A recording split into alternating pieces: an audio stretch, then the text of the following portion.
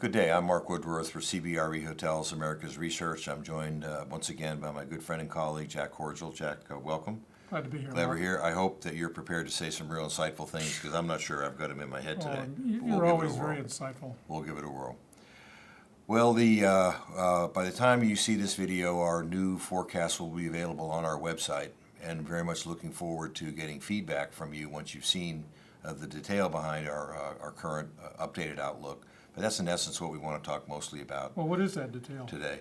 Well, the detail is our expectations for 2017 are not as robust as we had anticipated earlier in the year, and I think it might be good, Jack, if we talk about why some of the reasons Sure. are for that. And we say not as robust. We've lowered our RevPAR expectations for next year by roughly, I think, 100 basis points over where we had been.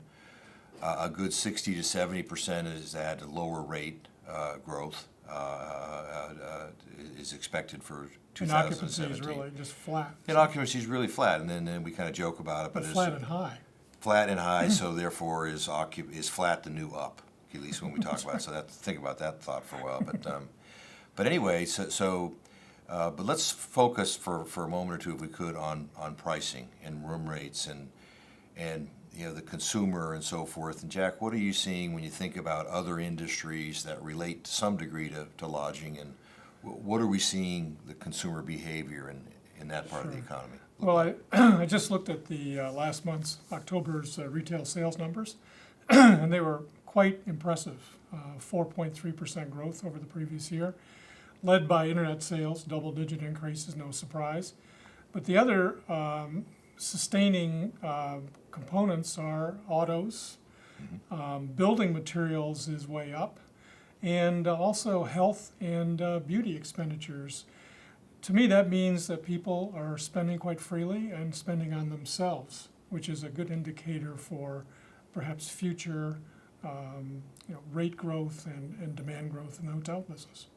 Yeah, that's certainly encouraging, and we spend an awful lot of time here trying to get our arms around what seems to be affecting management's ability to grow room rate. Yeah, I mean, that seems to be the major question. That's the big question right now, because at these elevated levels of occupancy, at least history tells us there should be really strong pricing power, Right. But we're just not seeing that.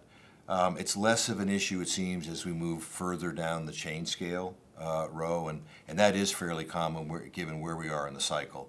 That the lower price properties, the independents, for example, they have been growing their revenues, their ADRs at a more attractive clip. But don't you have some indications that distribution channels and changing customers? Yeah, it's very clear that the big firms are investing a lot of resources in trying to change consumer behavior to get people to buy directly from them.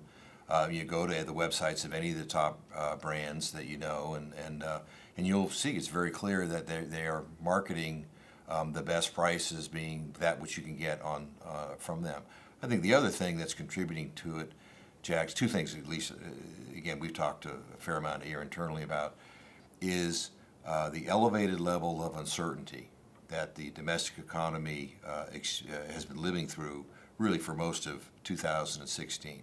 Whether it's going to be, who's our new president, to the strong dollar, what's that doing to imports? How about the Fed? Aren't you And the Fed, sick of hearing about the and Fed? what's going on with interest rates? Are they going to change them, and so forth? And so we do think that in sum total added up to lots of uncertainty, and therefore reluctance to make forward commitments, which are indigenous to having group meeting functions and so forth. So that hurt pricing in the marketplace. And the other is that just the profile of the traveler, or the demand mix that's driving these extremely high occupancy levels, is very different from what we saw, even 10, 15, 20, certainly 25 and 30 years ago, where we're seeing a much stronger contribution to total demand coming from the leisure segment. And the weekend traveler. And we do know that consumer, generally speaking, is more price sensitive than what we see typically on the Monday to Thursday time period. We don't think that's really going to change, certainly not in the near to midterm and so forth. So we'll see. But I think we're getting a little bit long now. So that highlights some of our current thinking as far as what to expect in 2017. Again, we encourage you to go to our website to take a look at the detailed forecasts. And we'll be coming back with some more videos and insights in the very near future. So, Jack, once again, thanks for your time. Yep, Yep. very good. Thanks.